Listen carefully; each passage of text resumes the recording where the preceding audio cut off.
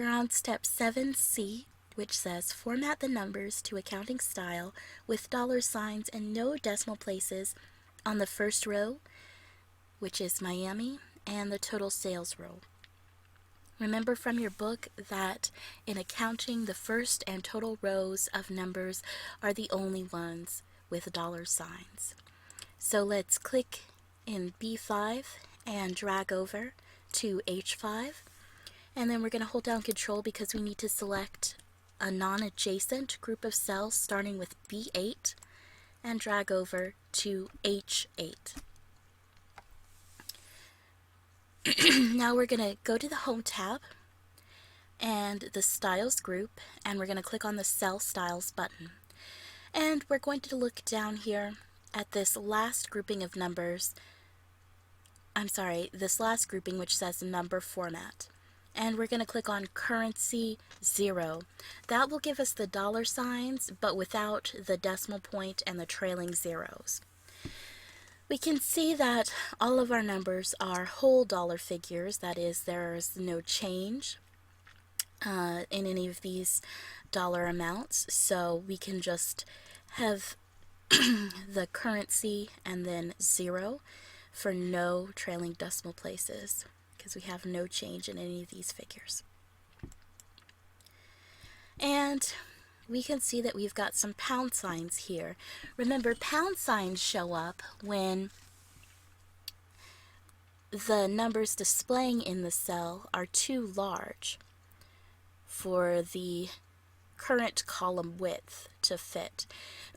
Rather than cutting those numbers off, instead, we get pound signs to let us know that we need to expand the width of these columns.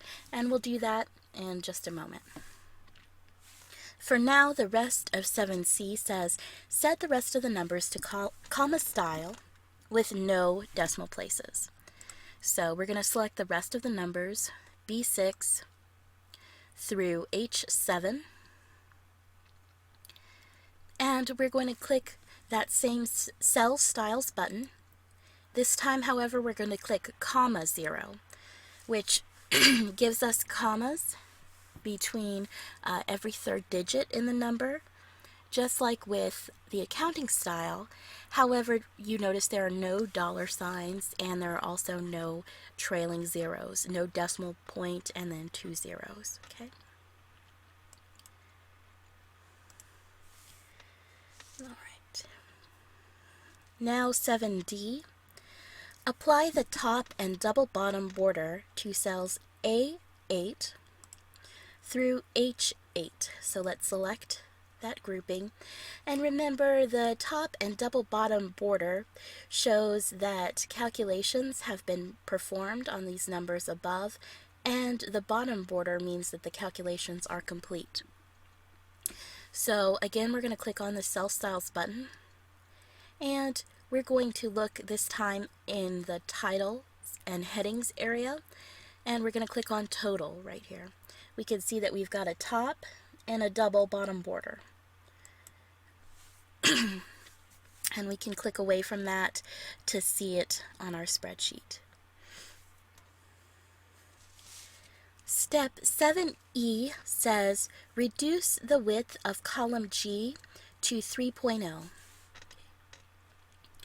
So there are two ways to do this. We can mouse between the G and H column headings, and we get this kind of double-headed arrow. If we click on it, we can see that it says the current width, and then we can click and drag until it says 3.0.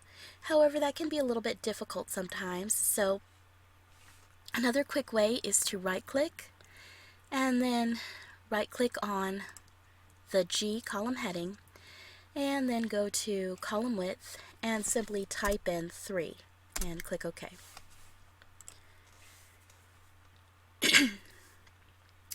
Our last step for 7 is 7F, and it says, be sure all data can be read clearly and appropriately.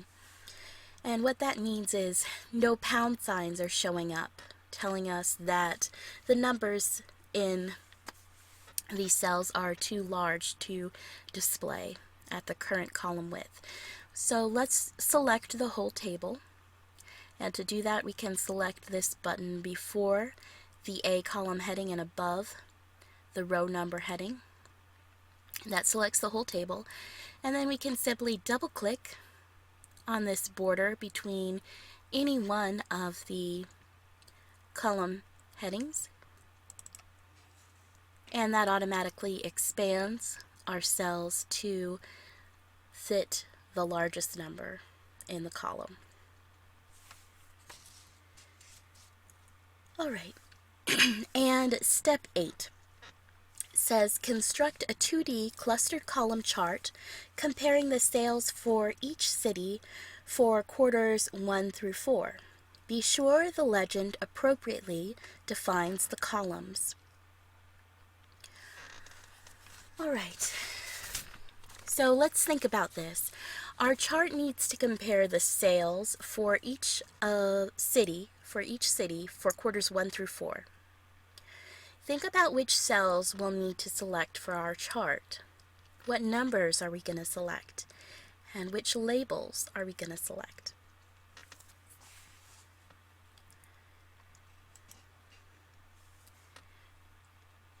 And it's going to be A4 through E7. Remember, our instructions were to make a chart comparing the sales for each city for quarters 1 through 4. So we've got quarters 1 through 4, and we've got each of the cities and their corresponding numbers. We are not going to include net sales and total sales because, like we said before, these are totals and they would throw our chart off. So once you've got A4 through E7 selected, we're going to go to the Insert tab and then the Charts group and click on Column. We see that the first grouping is 2D column, and that first button is 2D clustered column, exactly what we need. Now when you create a chart, it lands automatically right over your data, but not to worry, we can move that. I'm going to zoom out here a little bit so that we can better see. Okay. And here's what our chart looks like. Now say I had made a mistake, which happens quite frequently with students. Say I selected the wrong numbers. What would our chart then look like? Okay, I'll undo this chart, undo those moves. There we go.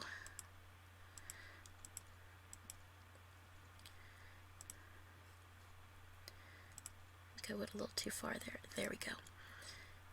Alright, and say we included the net sales this time. Remember, we're not supposed to. What would our chart then look like?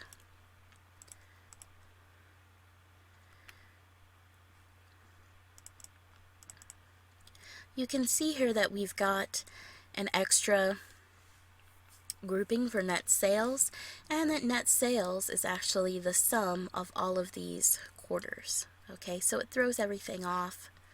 There's no reason for it to be there. It's wrong, okay?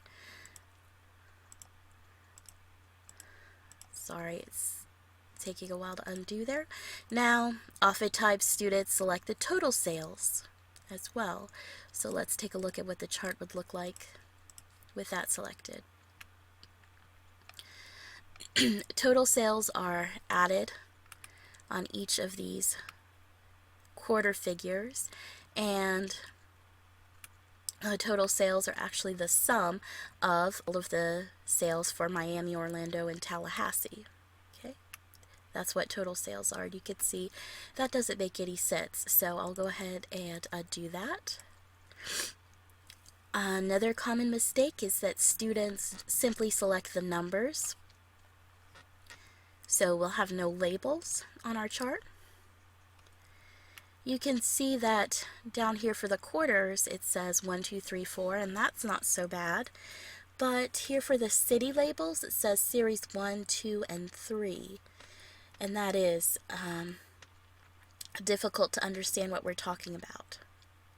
So we want to make sure that we've got our labels in our chart.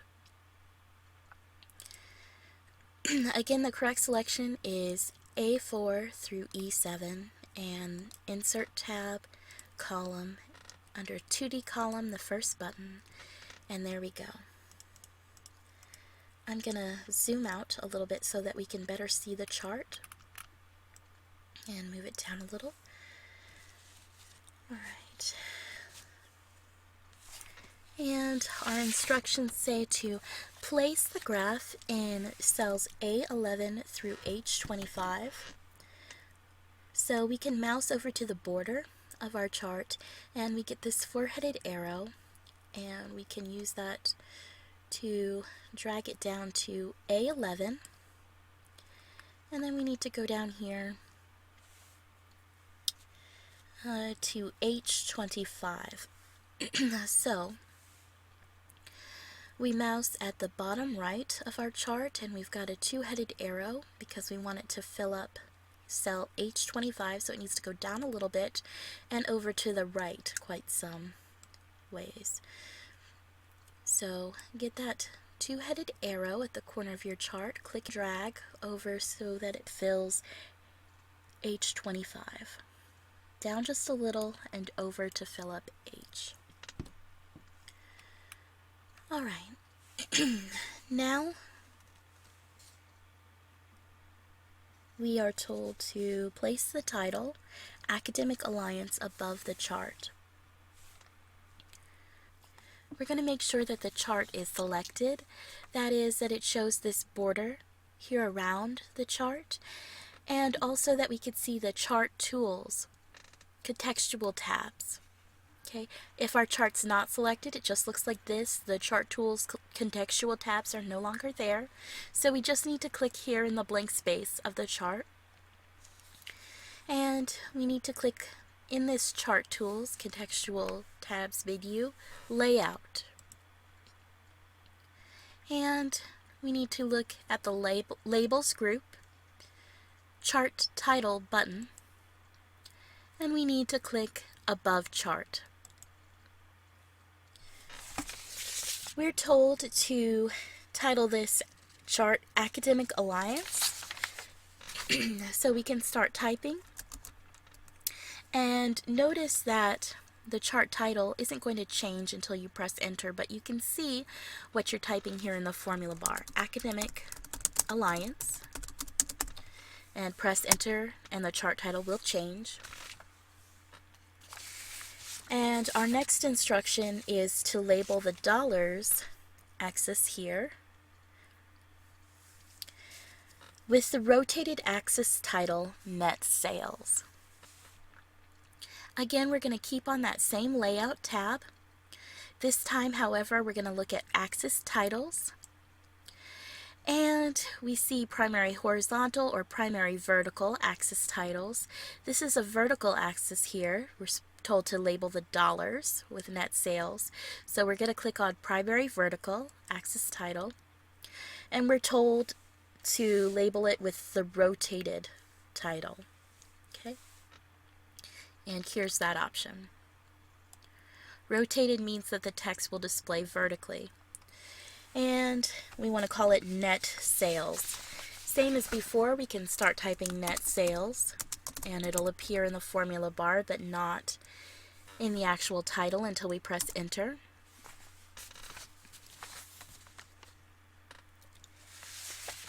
And that's all there is for step 8. One thing though, I resized the worksheet using the zoom slider to kind of give you a better idea of what the chart looks like. And if you happen to get these pound signs, it's not to worry if you resize yours. Simply just select the entire table using this button that's before the A heading and above the 1 heading. and simply double click between the cells to automatically adjust them.